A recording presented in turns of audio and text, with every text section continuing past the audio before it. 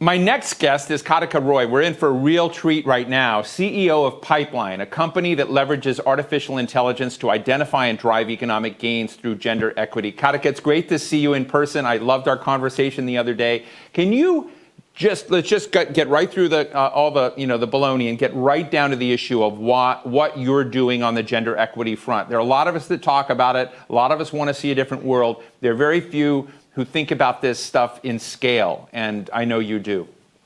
We do. Thank you for having me.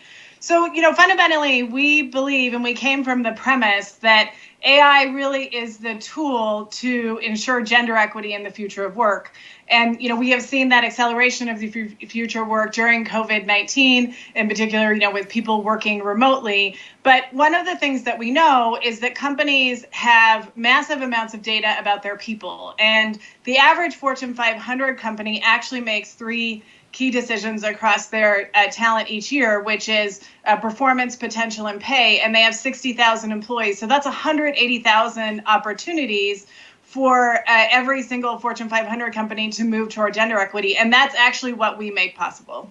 So can you just threw out some big concepts out there, and we've got to lay people out there, but AI, workforce, fixing it. So how does it actually, can you help someone like me technically understand what this AI whirling ball is doing to create those better sensitivities, better framing, and better decisions when it comes to gender, so that we don't rush by this? I'd love to kind of give people a feel for how it works. Absolutely. So Pipeline is essentially augmented decision making. So much like you would use Google Maps or Waze to get from point A to point B, Pipeline does this very same thing, but for human capital decisions.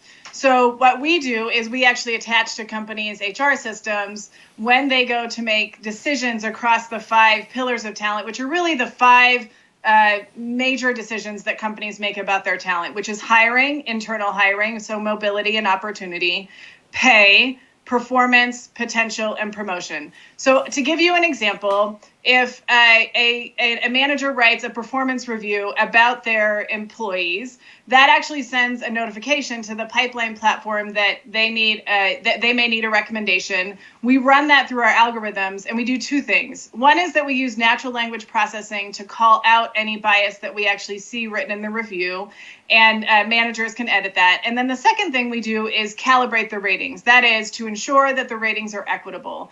And just to give you a sense of what we find is that on average for our customers, we actually find about 1/3 of all performance reviews have bias. And that actually leads to 4% of the time women receiving lower ratings for the same performance. And that matters in terms of pay, because performance impacts what you'll get paid. It also matters in terms of potential, that is being developed for future leadership roles.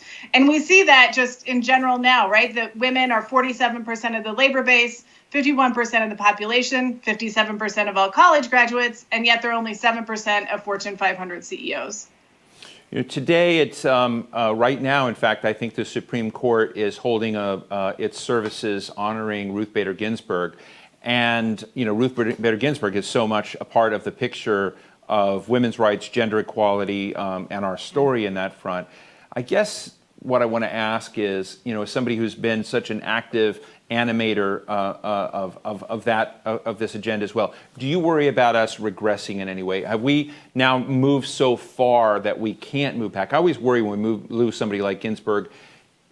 Does society regress? And do you think the tools you're putting in place, do you think where we are socially, those rights, that commitment to gender equity is secure? It's a good question. So a couple of things. I actually wrote an article for Fast Company, an op-ed about the passing of Justice Ginsburg, because it was actually because of her. I'm a breadwinner mom, and 40% of U.S. families with children under the age of 18, actually women are the breadwinners, and I fought to be paid equitably twice and won. That's actually some of the backstory for Pipeline. I think that we often believe that we're moving forward and that moving forward is a given, and it's not. We do risk moving backward. And in fact, in the last year globally, we've actually added 55 years to the time to global economic gender equity. So that is gender equity in the workforce. And we really are at this moment, which is often called the fourth industrial revolution, this idea around technology and the faster and faster adoption of technology. With artificial intelligence, we have the decision right at this moment to choose whether or not we will ensure that AI ensures our equity, or that we actually bake our biases into AI. And we have already seen that. We have seen it with the Apple Card, which was biased against women. We saw that with the Amazon hiring app that was biased against women. We've seen that with facial recognition software, which is both biased against women and people of color. And so we have this moment where at scale, we can actually use technology for good.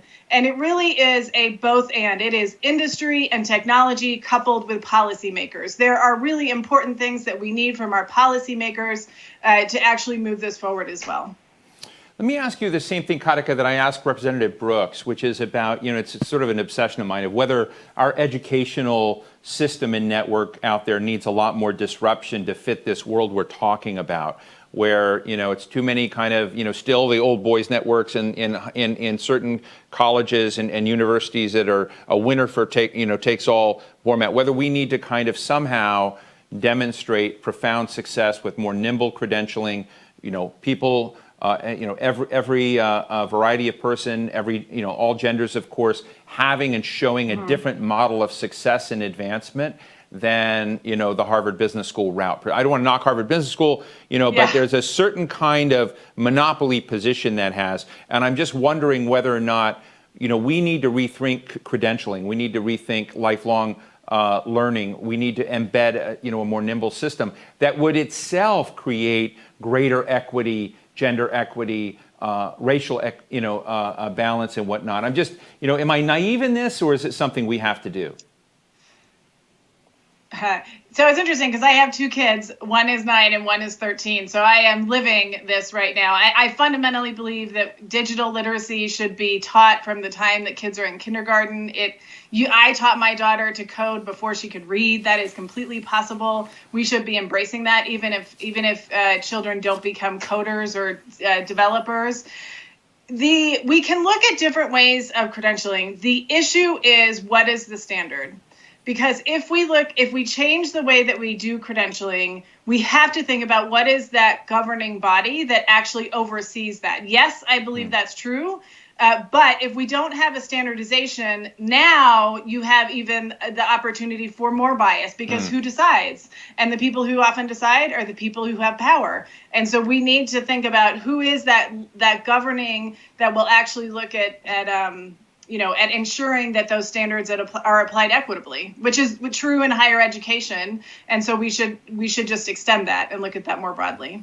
Well, Katica Roy, I just want to encourage everyone, go check out Pipeline, go read Katica's articles, which are terrific. I just feel like you've got your finger on the pulse of how to do change in a way I've never heard anyone talk about it before. So it's a real pleasure to have you on with us today. Thank you so much, Katica Roy, CEO of Pipeline. Thank you. Thank you.